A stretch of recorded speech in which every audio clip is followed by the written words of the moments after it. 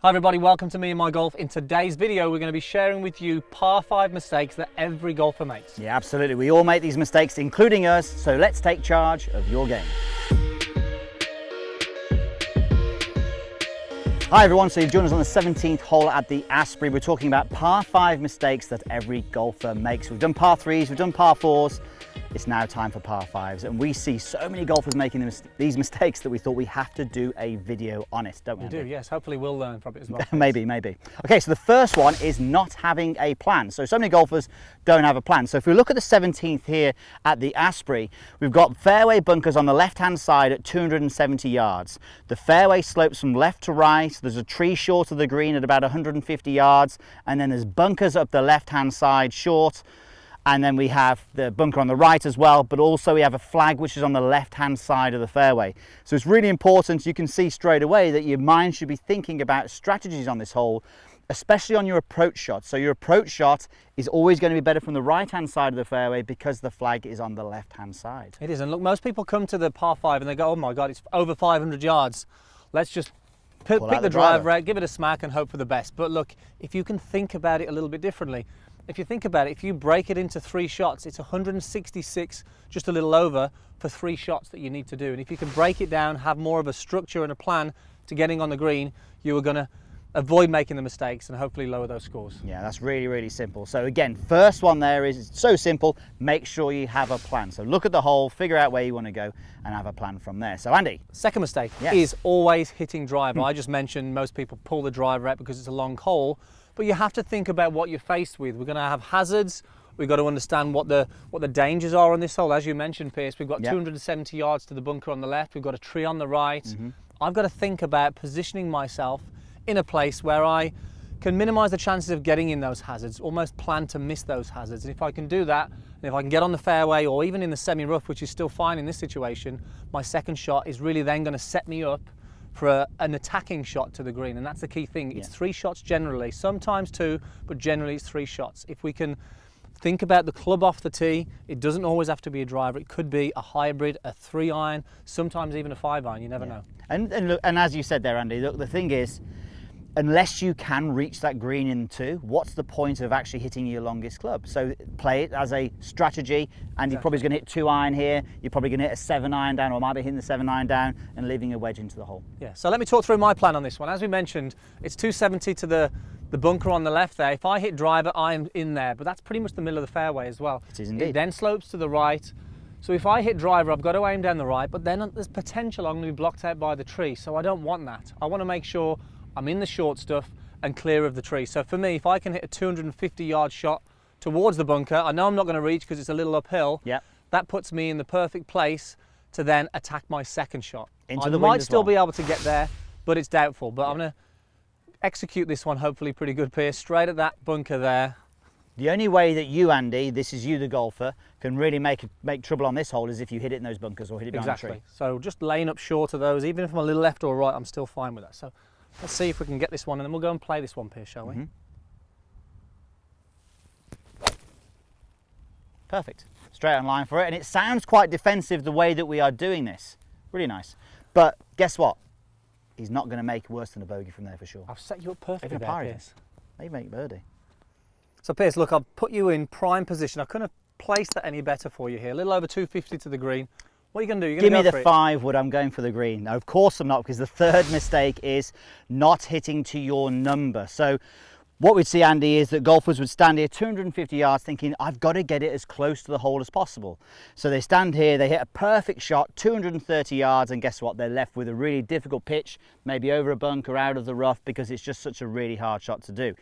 Conversely, they could hit a bad shot, and obviously you know that when you hit a bad shot with a 5 metal versus a 7-iron, it's going to be a lot more off target. So knowing your number, what do we mean by that though, Andy, knowing your number? Well, I think the key thing is understanding what sort of shot you would like left in under 100 yards. So if you can think to yourself, what's your preferred shot? Would you prefer to have a 50-yarder, a 70, an 80, or even a 100-yarder? Some people would prefer to be 100 than 50, and what most people don't do when they've got 250 yards left like this, they don't break it down. They don't make that calculation. They don't calculate it. They don't think, right, well, what club will leave me 100 yards left in. So if it's 150 yards to leave me 100 yards, okay, it's a 7-iron. Yeah. And then all of a sudden, this hole then becomes a lot more simple, leaving it to a third shot that we talked about earlier, Piers, that is attacking. Yeah, absolutely. So look, for me, looking at this here, this is how we do it for myself.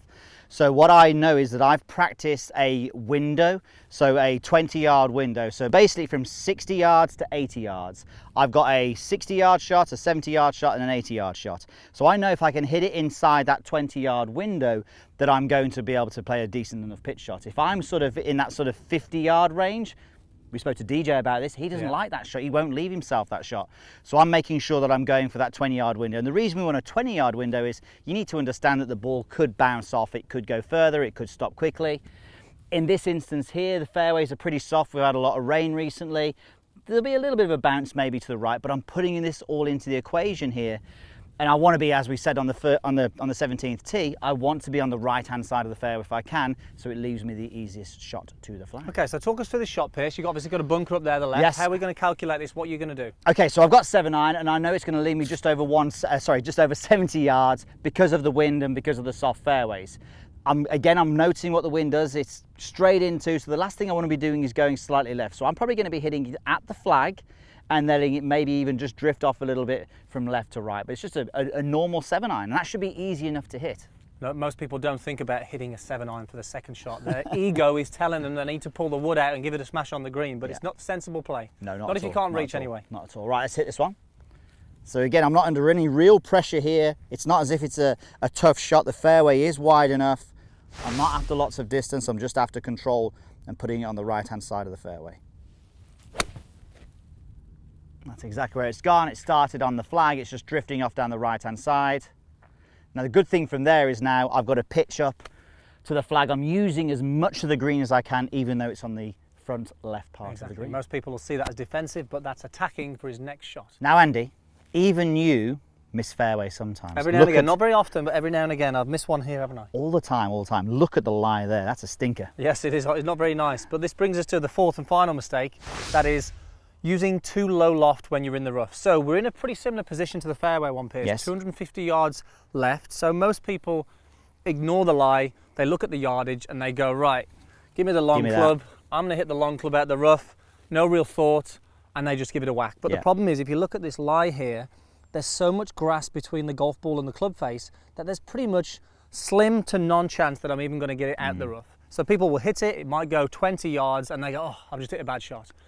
But it's the lie. And if you think about this, when we're in the rough, the prime thing is we need to assess the lie and see what club, actually loft, we can get out in play. And ultimately, again, Piers, if I can't reach with this, then there's no point in actually having a go at this, is there? Well, if you think about it as well, you're hitting back towards the bunker on the left. You've got the tree in the fairway as well. And it's interesting as well, we were talking about this just off camera, that some people will be over the shot, looking at it going, oh, I don't think I can do this. Yeah. Well, guess what? That's probably a good indicator. If you're someone who's done that, you were right. You shouldn't be hitting that. You probably should be hitting something like an 8-iron, like Andy. Definitely. Have the confidence to go back to your bag and actually pull out a more lofty club. Yeah. But I think some people would maybe be conscious of doing that. So let's talk about the situation, what I'm going to do here now. 250 yards, I've got the tree in the way here.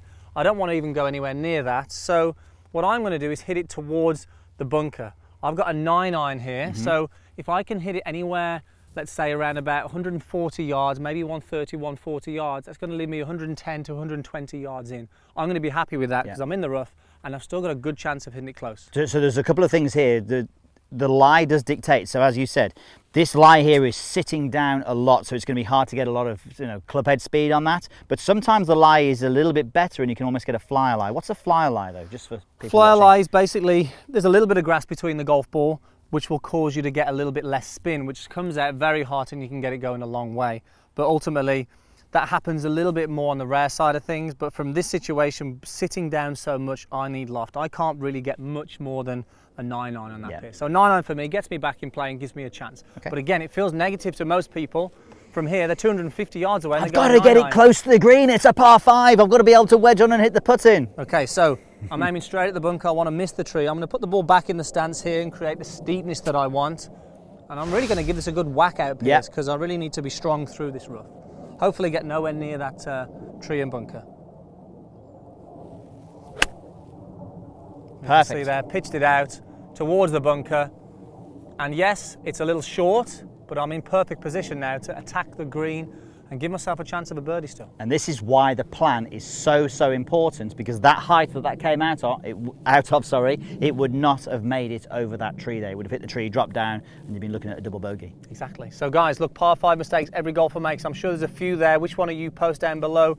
And we'd love to hear your feedback. Also, a lot of people are asking us, how can we get coaching online from you guys? Well, we've created a website, a platform that has so many things on there to help you golf. We've got coaching plans on multiple different areas of the game. We have a shop fixer section, an amazing community where there's loads of golfers all trying to get better. So we'd love to see you over there. Make sure you click the link in the description or head over to meandmygolf.com and we'll see you over there. See you soon.